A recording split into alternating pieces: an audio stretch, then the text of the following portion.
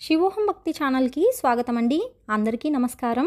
2024 సంవత్సరంలో తొలి ఏకాదశి గురించి, ఏకాదశి వ్రతకథ గురించి మరియు పాటించవలసిన నియమాలు, ఏకాదశి ఉపవాసం ఎందుకు చేయాలి, ఏకాదశి రోజున అన్నం ఎందుకు తినకూడదు, ఇవాళ పాలపిండికి గల ప్రత్యేకత మరియు పఠించవలసిన మంత్రాల గురించి తెలుసుకుందామండి. హిందువుల తొలి పండగనే తొలి ఏకాదశినండి. తొలి ఏకాదశికి విశేష స్థానం ఉన్నదండి. దీనినే శయన ఏకాదశి అని, హరివాసరం, పేలాల పండగ అని కూడా పిలుస్తారండి.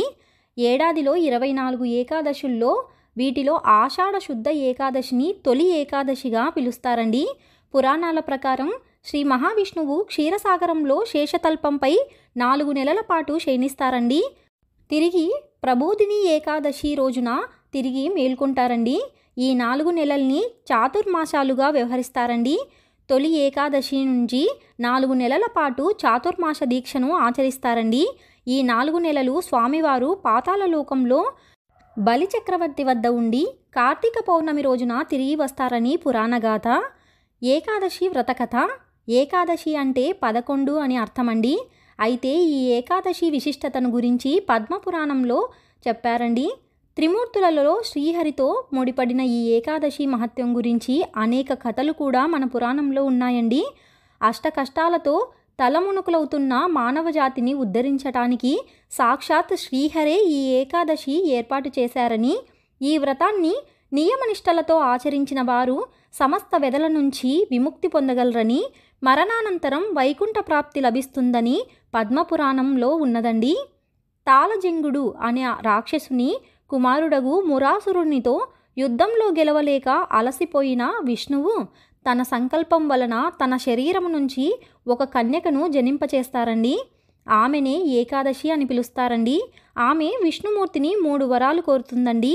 1 సదా మీకు ప్రియముగా ఉండాలని, 2 అన్ని తిథులలో కంటే ప్రముఖంగా ఉండి ఆచరించే పూజలు అందుకోవాలని, 3 నా తిథి యందు భక్తితో పూజించి ఉపవాసం చేసిన వారికి మోక్షం లభించాలని కోరినట్లు పురాణ కథలు చెబుతున్నాయండి. మహాసాత్వి అయిన సతీ సక్కుబాయి ఏకాదశి నాడే మోక్షప్రాప్తి పొందిందని సంతులీలామృత పురాణంలో చెప్పబడి ఉన్నదండి.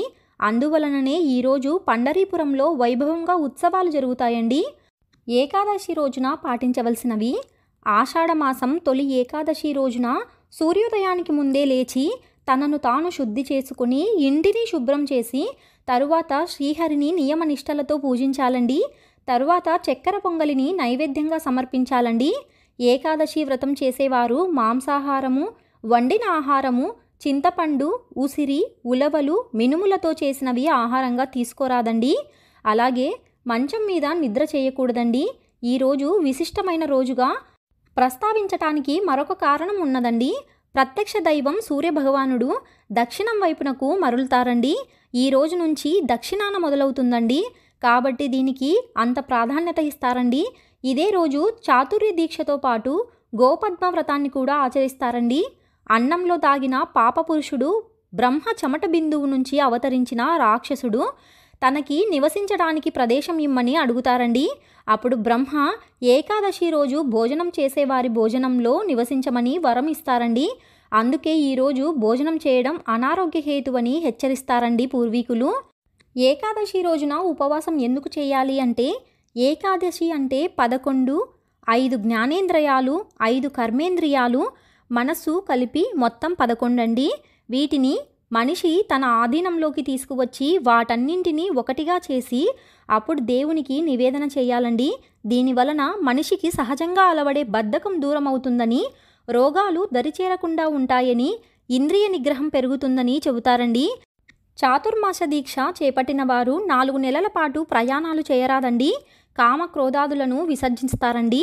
ఆహారం విషయంలో కొన్ని నిషేధాలు పాటిస్తారండి. తొలి ఏకాదశి నాడు పేలపిండికి గల ప్రత్యేకం ఏంటంటే, ఏకాదశి రోజు పేలపిండిని తినే ఆచారం ఉందండి. పేలాల్లో బెల్లం, యాలుకలను చేర్చి ఈ పిండిని తయారు చేస్తారండి. ఆరోగ్యపరంగా కూడా ఇది చాలా మంచిది. బాహ్య ఉష్ణోగ్రతలకు అనుగుణంగా దేహం మార్పు చెందుతుందండి. గ్రీష్మ ఋతువు ముగిసి వర్ష ఋతువు ప్రారంభమయ్యే సమయం కాబట్టి శరీరానికి ఈ పిండి వేడి కలిగించి వ్యాధి నిరోధక శక్తిని పెంచుతుందండి. మొక్కజొన్న పేలాలను పొడి చేసి అందులో బెల్లం కలిపి దేవునికి నైవేద్యంగా సమర్పిస్తారండి. అలా సమర్పించిన నైవేద్యాన్ని ప్రసాదంగా స్వీకరిస్తారండి. ఏకాదశి రోజు రైతులు పూజ పూర్తి చేసి పొలానికి వెళ్ళి పని చేసుకుంటారండి. ఈరోజు తప్పనిసరిగా పని చేయాలనే నమ్మకం ఉందండి. కొత్త కూలీలను మాట్లాడడం లాంటి పనులు మొదలు పెడతారండి.